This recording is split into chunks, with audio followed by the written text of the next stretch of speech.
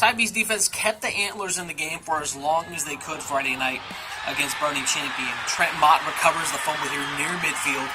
David Dene came up with an interception of Davis Brin. The problem for Tybee was the offense was struggling to convert on its chances.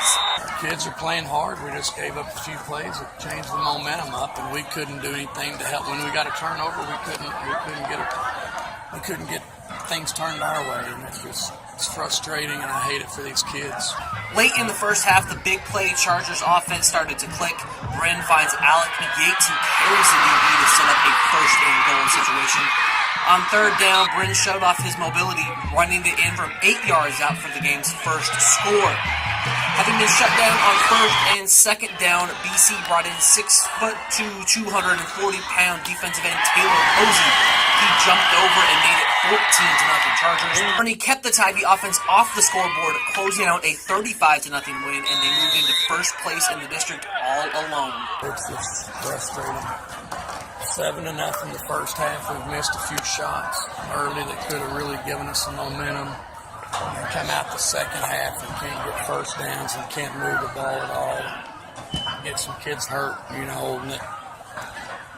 we got to figure out a way to get some first downs and then move the ball. Looking to avoid an 0-2 district start, Fredericksburg fell behind early, and the Canyon Lakes Hawks pounded out a 20-point win. Too many mistakes. We can't stop them on defense, and if that's the case, then you got to be able to score on offense. And we turned it over in the red zone. We commit penalties in the red zone. I mean, I just told them it's the same story.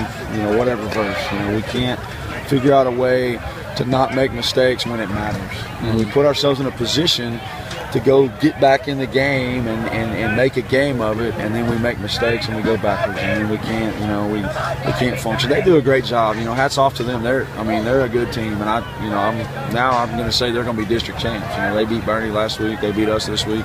They'll probably be run the table in district and be undefeated. They're a good team, no question. Aaron Walters scored 4 touchdowns, and Cade Kitchen's go-ahead touchdown in the fourth quarter clinched the program's first playoff spot in 6 seasons. Kitchens got into the end zone with just over 6 minutes left in the game. The combination of the Pirates' offense and defense then bled out the clock for the Pirates' win. How much heartbreak can one team take in a single season?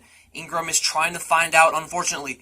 Cole used a fourth quarter comeback to keep the Warriors winless and put them in a do-or-die situation this week against Luling. The homecoming wasn't very sweet for Joey McQueen as the Buffaloes topped their former coach and handed the Bobcats their second straight district loss. Jason Faulkner kept up his all-state performance, though, accounting for both comfort scores. It's rough when your starting quarterback throws for nearly 350 yards and 4 touchdowns and your team loses. However, that's what happened to OLH in their district opener against the 2-time defending state champions Austin Veritas. The Hawks are still just 1 win away from the postseason, however.